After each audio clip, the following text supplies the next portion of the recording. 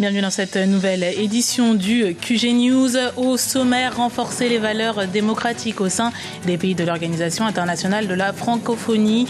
Une thématique abordée lors de la journée des réseaux institutionnels de la francophonie ce mardi à Paris. Près de 600 millions d'habitants n'ont pas accès à l'électricité sur le continent. Des progrès ont été constatés au cours de ces dernières années, mais les inégalités persistent. Et puis de Manu Dibango à Stanley Inoue, les artistes camerounais de toutes les générations ont rythmé l'esplanade du musée national de Yaoundé ce dimanche. Une façon de célébrer la fête de l'unité en avance. Mais avant de développer ces titres, 7,5 millions d'électeurs sont attendus aux urnes ce mardi au Malawi. L'élection présidentielle se déroulera sur 4 jours. Il s'agit du 5e scrutin depuis la transition démocratique et multipartite en 1994. 12 candidats sont en lice et 193 sièges de parlementaires, soit près de la moitié de l'hémicycle, sont à pourvoir. Un événement salué par le secrétaire général de l'ONU, Ban Ki-moon, est jugé crucial pour consolider la démocratie au Malawi. Fin de citation. Ce mardi 20 mai et ce mercredi se dérouleront à Paris les journées des réseaux institutionnels de la francophonie. Un événement en présence du secrétaire général de l'institution, Abdou Diouf. Le réseau APEM, le réseau d'appui au processus électoral au Mali, sera représenté par son président Ibrahima Sango. Le thème de la citoyenneté et de l'amélioration des processus électoraux était à l'ordre du jour. Écoutons à ce sujet Henriette Diabaté, grande chancelière de l'Ordre national de la République de Côte d'Ivoire. Ce matin, il m'a été demandé d'apporter un témoignage sur la situation de la paix, de la démocratie et des droits de l'homme dans l'espace francophone. Et j'ai choisi comme angle d'approche la question de l'alternance démocratique en Afrique. Je voudrais donc vous présenter quelques-unes des difficultés rencontrées pour organiser des élections démocratiques en Afrique francophone et vous livrer quelques réflexions sur les raisons d'espérer en me référant à ce qui est fait par l'OIF pour améliorer la situation. D'abord, un constat. Ne tombons pas dans un pessimisme excessif. Des institutions démocratiques fonctionnent en Afrique. Le Ghana, l'Afrique du Sud, le Sénégal, le Niger en sont des exemples. Mais aujourd'hui, force est de constater que la légitimation de la démocratie électorale reste encore faible. Au lieu de refonder le consensus ou de le construire, les élections sont devenues des périodes de consultation à haut risque pour la cohésion nationale. Lutter contre ce qu'elles appellent le génocide ou le fémicide grâce à un tribunal pénal international en République démocratique du Congo. C'est la motivation de 52 personnalités féminines issues des mondes politiques, littéraires ou encore philosophes. Dans une lettre ouverte adressée aux grandes instances de décision, elles plaident pour la création d'un TPI contre les violences et notamment les viols commis en temps de guerre. Une initiative soutenue par Maître Amoeli Reti, ancien avocat auprès du TPI, le tribunal pénal international pour le Rwanda. Pour nous, c'est la solution idoine. La preuve d'ailleurs, c'est que ça a été institué au Rwanda et aujourd'hui le Rwanda est un pays en paix. Donc 6 mois après seulement le génocide du Rwanda, ça a été institué, la comptabilité macabre s'est arrêtée net. Et le Rwanda est en paix. L'ex-Yougoslavie, de la même façon. La Sierra Leone, même chose.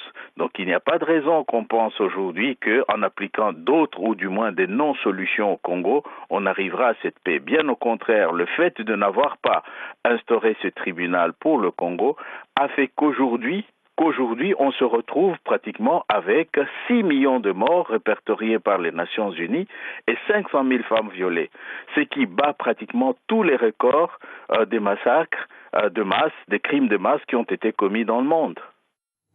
Depuis le 19 mai se tient à Abidjan, en Côte d'Ivoire, le premier forum africain sur un réseau électrique intelligent.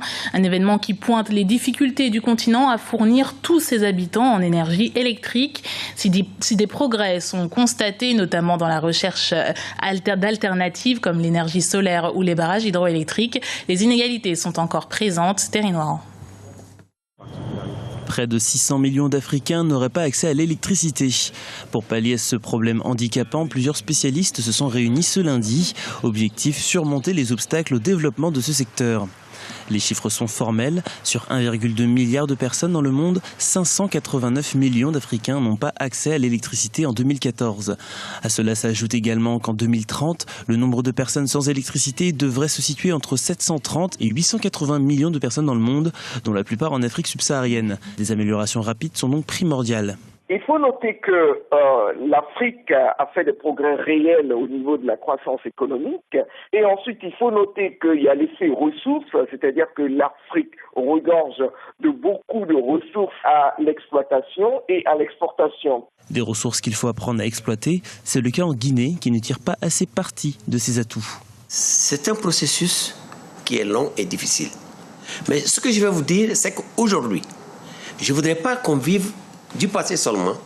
On a déjà tiré les conclusions du passé et nous sommes dans une dynamique sûre et très certaine vers la mise en œuvre des grands principes et des grands programmes de développement du système énergétique. Les populations restent toujours dans l'attente d'actions concrètes des gouvernements en place. Pour l'heure, la CIE, compagnie ivoirienne d'électricité, annonce un investissement de 100 milliards de francs CFA pour relier gratuitement les habitants au réseau. En Libye, les médias connaissent aussi une transformation depuis les révoltes de 2011.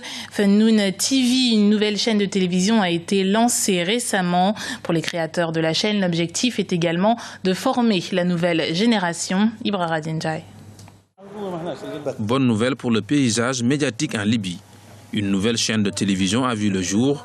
Fenoun TV est son nom, elle émet depuis le mois d'avril. Lancée par le ministre de l'Enseignement, elle devra permettre la formation des journalistes et des cinéastes. Fenoun TV est un exemple pour enseigner aux étudiants comment faire pour produire des rapports, prendre des photos, les modifier, comment écrire et produire des scénarios. Les travaux sont ensuite diffusés à la télévision. La partie pratique de la formation est assurée, mais nous avons besoin de soutien concernant la façon d'utiliser l'émetteur de diffusion.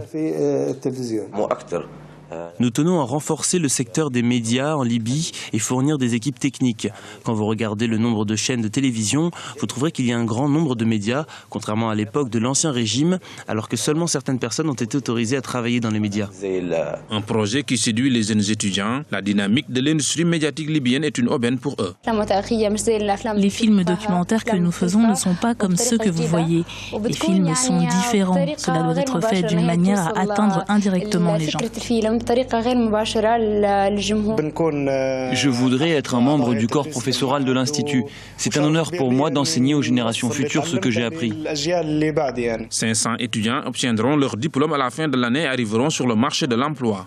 Fenoun TV leur offre aujourd'hui une formation et une chance de plus pour trouver un travail dans un pays qui connaît un essor considérable depuis la chute du guide libyen Muammar Kadhafi, aussi bien dans la presse écrite qu'au niveau de la télévision. Le Cameroun célèbre ce mardi la fête de l'unité nationale, mais les artistes camerounais n'ont pas attendu cette date. Un concert gratuit ce dimanche à Yaoundé, à l'esplanade du Musée national, rassemblait les artistes de toutes les générations. Reportage de notre correspondant Narcisse Doumbé. Les artistes camerounais chantent pour l'unité de leur patrie. Venus des 4 coins du pays et de la diaspora, ils étaient près d'une centaine à partager la scène du Gala de l'Unité au Musée national ce dimanche à Yaoundé. Pendant plus de 4 heures, le public présent à cette soirée a vu défiler toutes les générations du showbiz camerounais. Pour le saxophoniste de renommée mondiale Manu Dibango, par ailleurs invité d'honneur du chef de l'État à cette 42e fête nationale, la consolidation de l'unité passe par une valorisation des divers atouts du pays. Ça peut passer par plusieurs courants, mais la musique est un des courants. Ça passe par le sport aussi. On a des bons sportifs aussi. On a de très bons musiciens. On a de très bons sportifs. On mange bien. C'est déjà beaucoup d'atouts pour le pays. Les filles sont belles. Les garçons sont vigoureux. Alors il y a de quoi faire un cocktail dynamique pour que le pays, malgré tout ce qui se passe, on n'est pas aveugle. On voit tout ce qui se passe autour de nous. Pour l'instant, Dieu merci, c'est un havre de paix. Pour la jeune génération, prendre part à cet événement aux côtés des grands noms de la musique est un moment privilégié. Faisant partie de la nouvelle génération, de la jeune génération des artistes camerounais, je me sens honorée d'avoir été invitée pour venir chanter pour cette grande fête. J'imagine que plusieurs artistes ou qui résident au pays ou hors du pays auraient aimé être à ma place. Donc c'est tout simplement l'honneur. Que davantage ceux qui sont de la zone anglophone, de la zone francophone deviennent un et puis qu'on puisse construire véritablement le Cameroun et définitivement l'Afrique.